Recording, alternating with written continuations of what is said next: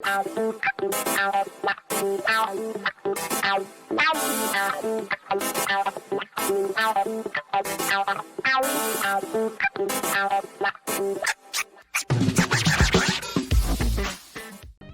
justice matters. This is why I'm wearing my I Will Die Mad Hillary 2016 t-shirt, because I keep saying, if America had reacted when Putin attacked this country, this sovereign country, and installed a Putin puppet, as they did in Ukraine previously and are trying to do again, right?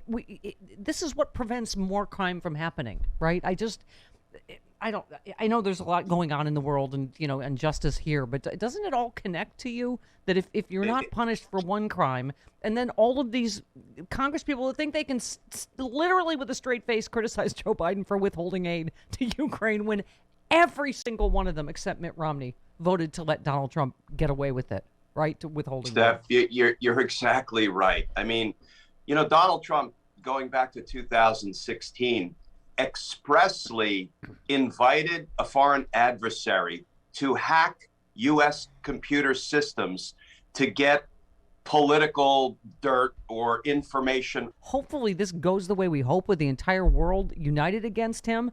I said, like, what? The fact that he got away with Chechnya and Crimea and Donbass, it's like, no, you should have to give back your last ill-gotten gains as well. Like, that's how... But you're absolutely right. The reason this is continuing is because he keeps getting away with it. And he thought Donald Trump would get him out of NATO entirely and, get the U.S. out of NATO entirely, and that he would just... So this is what you mean when you say it's not like, for instance, the 10 obstruction of justice counts. That's why it's important, because this will keep happening again if we don't punish the people that were engaged in it here. Correct? You're not just allowing it, you're encouraging it by not holding people accountable. You're giving them license to do it all over again and then some. And this is where we find ourselves. And you know what? Justice does matter. It matters to me. It matters to y'all. It matters to millions and millions of Americans. And I don't understand why our institutions of government can't get that. And they let criminal politicians run wild. Right. I don't, for the life of me, understand why that is. And you said a good phrase that we all know on Twitter, but you just said, when will the DOJ decide when we've reached an arrest tipping point? Like, what is the tipping point exactly with Donald Trump? And I get it. There's stuff going on behind the scenes, blah, blah, blah. Yeah, it's impossible for us to answer that question, because we look in our rearview mirror and the tipping point is a couple of thousand miles behind us. So we can't intelligently answer the question, what's the tipping point for the DOJ? But something that unfolded this week, Steph, I hope gives us a little insight, a little behind the door peek at what DOJ is planning, because when they filed this 20-page brief in the Enrique Tarrio case, the former leader of the Proud Boys, who is now jailed pending trial, it became pretty clear that DOJ is now citing Donald Trump's December 19th tweet, "Come to D.C., will be wild," as a tipping point. Why do I say that? They put it right at the beginning of the Tarrio detention memo that they filed, saying on December 19th, someone said, they didn't even name Trump, quote, "Come to D.C., will be wild." We all know what that meant. Why they left Donald Trump's name out, I think, is both childish and foolish. And the next day, the Proud Boys mobilized. So we now have, in my opinion, Steph, a conspiracy in 3 acts. We have to go back to September 29th, when Trump and Biden stood on a debate stage. And that's when Donald Trump recruited the Proud Boys. He said, stand back and stand by. On December 19th, he activated the Proud Boys. Come to D.C. on January 6th, will be wild. On January 6th, he deployed the Proud Boys. Go to the Capitol, stop what's going on, and if you don't fight like hell, you won't have a country anymore. Steph, that's a conspiracy indictment that writes itself. What are we waiting for? Well, yeah, and I love how you and AG from Mueller, she wrote tag team. She said, you know, she said there's an Easter egg in the Tarrio filing. They're connecting the attack on the Capitol to Donald. And you said, I agree with Allison. The prosecutors are linking Trump's announcement of his wild D.C. event that he scheduled for January 6th to the inception of the Proud Boys operation, a sign of things to come. The insurrection/attack on the Capitol was a Trump production, start to finish. Yeah, I mean that does give me some hope when I think like, okay, that seems pretty clear. Again, I don't know what you think about a time frame. Then you know, you're like, already we're to the top of, we're this far. Yeah, I mean, I can only hope now. You know, we keep hoping that there's some event in the future, some evidentiary development, something with the J6 committee that causes DOJ to move out. I was hoping that one of the things that might accelerate DOJ in actually indicting these political criminals was when Donald Trump stood up at his most recent hate rally and put our nation's teachers at risk by saying, you need to lay down your lives to fight critical race theory being taught in our schools. Steph, that is so close to what he said on January 6th. You need to go to the Capitol and fight like hell and stop the steal, or you won't have a country anymore. He just said it again. You have to lay down your lives to fight critical race theory being taught in our schools, or you won't have a country anymore.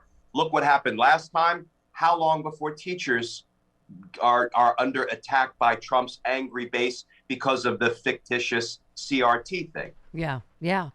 Well, you know, like I say, Glenn, I think it's hard not to connect this whole thing to what's happening, that we are literally fighting for our democracy. This was an attempted overthrow of our democracy on January 6th. So you cut right to Donald Trump calling Putin genius and Joe Biden calling him a war criminal. Yeah. That's the spot we find ourselves in the world, right? And, you know, as a daughter of a Nuremberg prosecutor, I know where I stand and where most of the world stands, right? I mean, I can't even, my jaw still drops when I hear people like Marjorie Taylor Greene arguing why they're voting, you know, against aid for Ukraine and calling them NATO Nazis, which is, I'm like, do you not get why NATO was formed? Like, I'm wondering where you, as a prosecutor, like where you find yourself when you watch all this in terms of, you know, the tipping point, as you, a phrase that you used, that the world is at really right now. You know, as a former career prosecutor, you know, when I had enough evidence to bring a charge, you know what I did? I brought a charge. You know, win, lose, or draw, I brought a charge once I had sufficient evidence to indict, because that was the oath I took. That was my responsibility to the victims. And as federal prosecutors, we represent the people of the United States, not just the people of a city, a county, or a state. And I had a responsibility to do that. And I don't quite understand how it is DOJ doesn't feel the sense of urgency that hundreds of millions of Americans feel right now. And we'll keep hounding, we'll keep pressuring. Yeah. And, you know, it's counterintuitive to me to pressure prosecutors. I was a prosecutor for 30 years. I'm like, don't pressure me. I will do it when I have the evidence. But if I have the evidence and I decline to do it, then you're darn right. I need to be pressured to do my job. Yeah. Let's talk about Monday starting the Supreme Court hearings. Again, you can almost predict who's going to be despicable. And, of course, Josh Hawley's at the top of the list, right? He's questioning whether Judge Ketanji Brown Jackson, whether she was tough enough on sex offender sentencing. They're already signaling they're going to make her time as a public defender, and on the sentencing commission, a key factor in their line of questioning. One expert said the overwhelming majority of Jackson's cases involving child sex crimes, the sentences Judge Jackson imposed were consistent with or above the government or U.S. probation recommended. And I just quickly love what Jen Psaki said about Josh Hawley on this. On your point about Senator Hawley, obviously he's consistently voted against the president's nominees. Don't think he was a swing vote you guys were counting on. However, will his criticism, will the explosiveness over other Republican votes, is there any concern about this campaign upping the pressure on, say, Senators Collins and Murkowski, who may be more amenable to voting? Well, I'm not sure that someone who refused to tell people whether or not he would vote for Roy Moore is an effective and credible messenger on this. Oh, I love my Psaki bombs, but yeah, right? They have no moral center. These are people that didn't have an opinion on Judge Moore, right?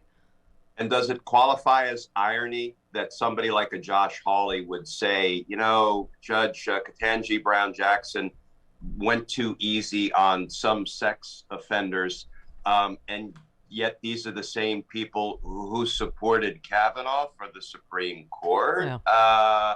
I feel an inconsistency there. Yeah, and said not a word about Matt Right. Gaetz. I mean, in terms of, okay.